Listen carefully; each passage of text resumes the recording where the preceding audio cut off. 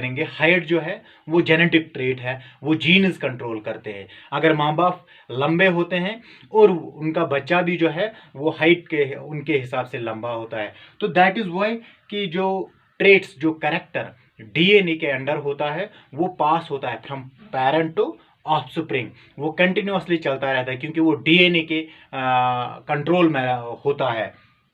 Inherited trait, that means the trait which can be passed from parent to offspring, जो parent से offspring तक पास हो जाए उसको हम बोलते हैं inherited trait। नेक्स्ट क्या है? acquired trait। acquired trait का मतलब क्या है? जो एक लिविंग ऑर्गेनिज्म को एक एनवायरनमेंट दे देगा।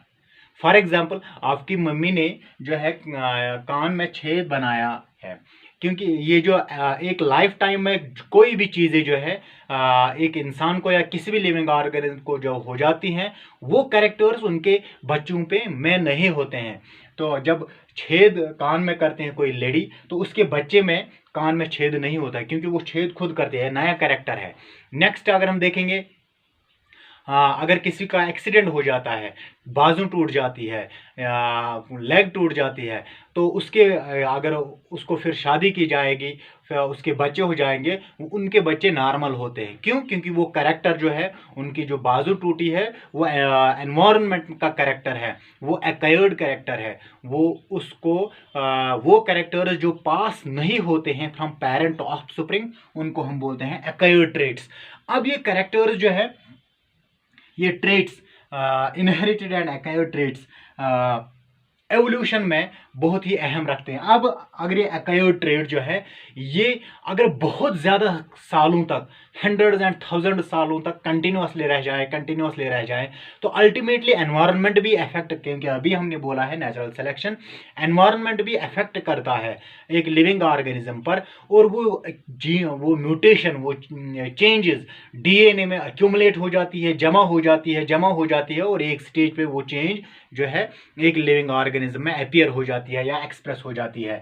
अब ये ट्रेट्स की हम बात कर रहे हैं, डार्विन को ये पता नहीं था कि ये नेचुरल सिलेक्शन या जो ये वेरिएशन जो है लिविंग ऑर्गेनिज्म, ये कैसे ये चेंजेस आ जाती है, ये एक लिविंग ऑर्गेनिज्म से कैसे चेंजेस आ जाती हैं over longer periods of time, और फिर नया लिविंग ऑर्गेनिज्म बन जाता है। उसको ये पता नहीं था, क्योंकि अब ये नया जब मेंडलियन का जो जेनेटिक्स का इल्म साइंस या इंसानों को हुआ है, तो उसके बाद नेचुरल सिलेक्शन को जेनेटिक्स के साथ मिलाकर एक नया कंसेप्ट आया है जिसको हम बोलते हैं नियो डार्विनिज्म या ऑर्गेनिक एवोल्यूशन। नियो डार्विन, इसको हम बोलते हैं डार्विनिज्म। जो डार्विन ने एवोल्यूशन की थ्योरी दी है उसको हम बोलते हैं डार्विनिज्म।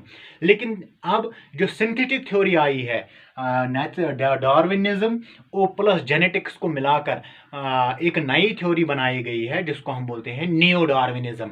नियो डार्विनिज्म भी सेम एवोल्यूशन ही है, लेकिन उसमें जीन्स, जिस तरह मैंने अभी बताया है कि इनहेरिटेड ट्रेट्स किसके जरिए कंट्रोल होते हैं, डीएनए के जरिए।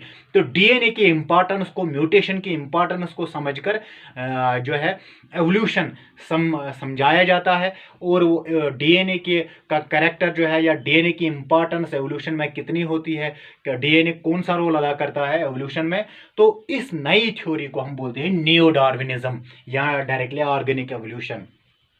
अब ये क्या एवोल्यूशन होता है या नहीं होता है, ये इसके लिए हमें, क्योंकि ये बहुत, एक इंसान जो है अपनी लाइफ टाइम में ये खुद नहीं देख सकता।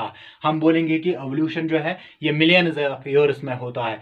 दैट मीन्स कोई भी एक इंसान की एज जो है 100 साल तक होती है, तो वो खुद नहीं देख सकता ऐसा।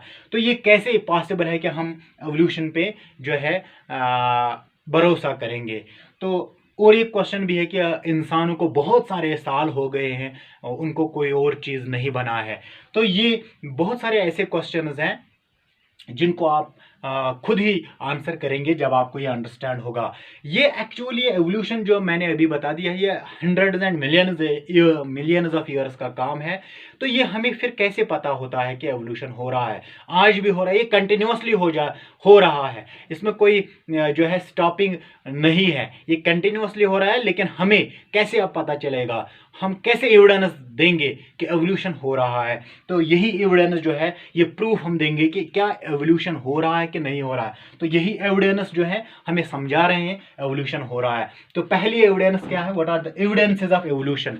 एविडेंस का मतलब क्या है कि प्रूफ ऑफ द एवोल्यूशन, क्या एवोल्यूशन हो रहा है कि नहीं हो रहा है, एग्जाम्पल्स ऑफ द एवोल्यूशन जिनकी वजह से हमें पता चल रहा है कि एवोल्यूशन हुआ है या हो रहा है। तो एविडेंसेस क्या है, there are many evidences of evolution.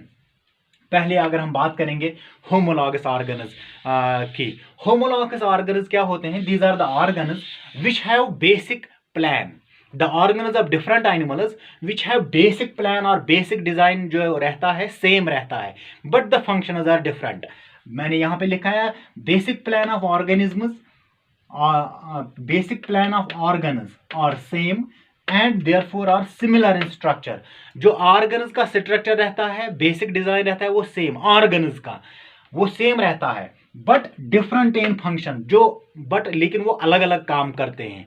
अगर हम एग्जाम्पल बताएंगे ह्यूमन, डॉग एंड बैट, मैं तीनों के एग्जाम्पल बताऊंगा। ह्यूमन की 4 लिम्ब, ह्यूमन की आर्म अगर हम बताएंगे, ह्यूमन 4 लिम्ब या जिसको आप आर्म बोलते हैं। अगर आप आर्म देखेंगे, डॉग की 4 लिम्ब, उसकी आगे वाली टांग लेंगे और बैट की एक विंग लेंगे, बैट की एक विंग। देखो तीनों डिफरेंट चीजें हैं और डिफरेंट काम कर रहे हैं। पहले हम अगर काम पे जाएंगे, 4 लिम्ब ह्यूमन जो है अपने 4 लिम्ब से, अपने बाजू से काम करते हैं, खाना खाते हैं, कुछ भी करते हैं, लिखते हैं। तो ये ह्यूमन 4 लिम्ब का काम है। डॉग्स की 4 लिम्ब का काम क्या है, रन करना, वो तेज भागता है 4 लिम्ब्स की मदद से, वो सिर्फ रनिंग करता है 4 लिम्ब्स की मदद से। और बैट की विंग अगर हम बताएंगे, वो फ्लाइट के लिए काम आती है। तो तीनों डिफरेंट काम है, लेकिन क्या बेसिक डिजाइन अगर हम देखेंगे, बेसिक डिजाइन उनमें सेम रहता है। बेसिक डिजाइन क्या है, एक लॉन्ग बोन रहती है ऊपर और उसके बाद नीचे 2 बोन्स रहती हैं, रेडियस एंड एल्ना, ठीक है। एंड देन उसके बाद ये जो स्ट्रक्चर है, ये बेसिक डिजाइन अगर आप देखेंगे सब में सेम रहता है। और यही बेसिक डिजाइन जब सेम है, ह्यूमन आर्म में भी यही है, डॉग्स 4 लिम्ब में भी यही है, बैट्स आर्म में भी यही है, बोनी स्ट्रक्चर